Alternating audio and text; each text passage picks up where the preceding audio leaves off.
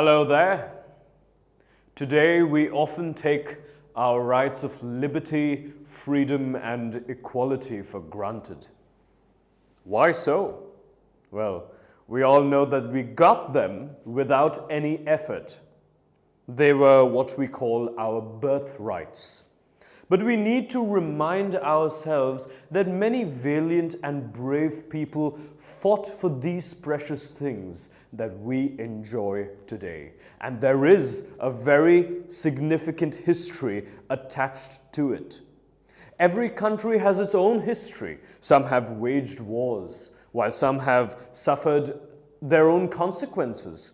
Some have suffered at the hands of dictatorship, and some, well, have only fallen to rise stronger after an inevitable revolt within the country. That last one rings a bell, doesn't it? Yeah. You know what? Today, let us talk about an era in European history which made a mark. Let me tell you, it wasn't a good one.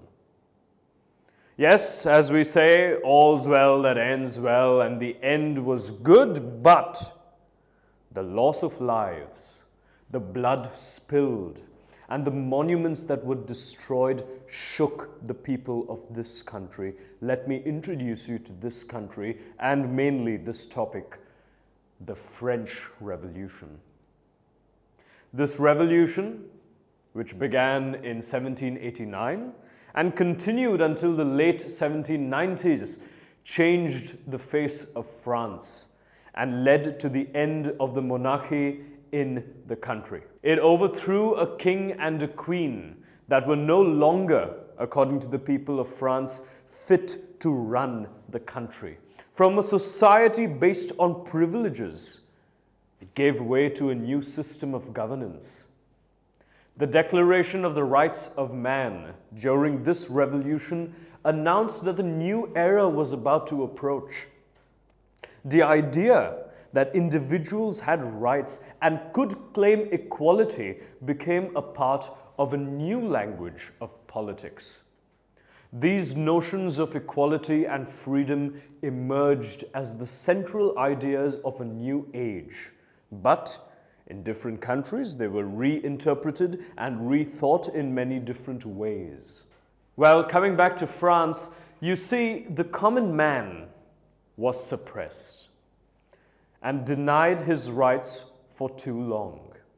And this oppression that he suffered reached its pinnacle only to hit back in the form of a revolt, which went down in history for what we know today as the French Revolution. But before I start, I want you to remember just one thing, that this revolution changed the face of France. It began in 1789 and it continued until the late 1790s, and that marked the end of the old regime. Let us now begin by learning exactly how and exactly why the people of France started a revolution and overthrew their monarchy. You know what? Let me start with this interesting fact that may probably help you to understand the revolution a little better.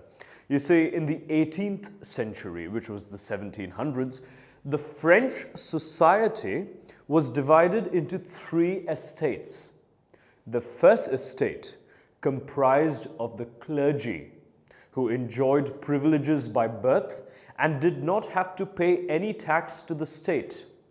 Then there was a second estate, known as the nobility, and they too enjoyed privileges by birth and did not have to pay taxes.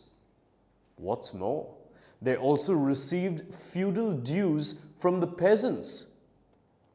The third estate was that of businessmen, merchants, court officials, lawyers, peasants, artisans, landless laborers, and servants.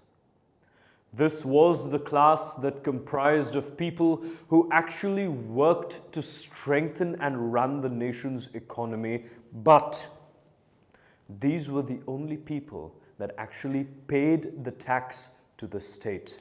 In fact, peasants were obliged to render services to the lords by working in their house or fields, or they had to serve in the army or build roads. It was a sad reality that only the poorest bore the burden of these taxes. And one of the reasons that eventually led to this revolution was that the state increased the taxes for the poor who were already burdened by the existing tax rate and system. Now, at this point, you must ask yourself one thing: was there some strong reason for the state to increase these taxes and the burden that were already suppressed upon that strata of society? Now, pay attention. In 1774, King Louis XVI of the Bourbon family of kings ascended the throne. Now, this young man, all of 20 years old, was married to the Austrian princess Marie Antoinette. And on taking the throne and getting a better understanding of the state matters, the king found that the nation treasury was empty. Why did France reach this situation? Tutormate. For more amazing video lectures, download the free app on the Apple App Store or the Google Play Store.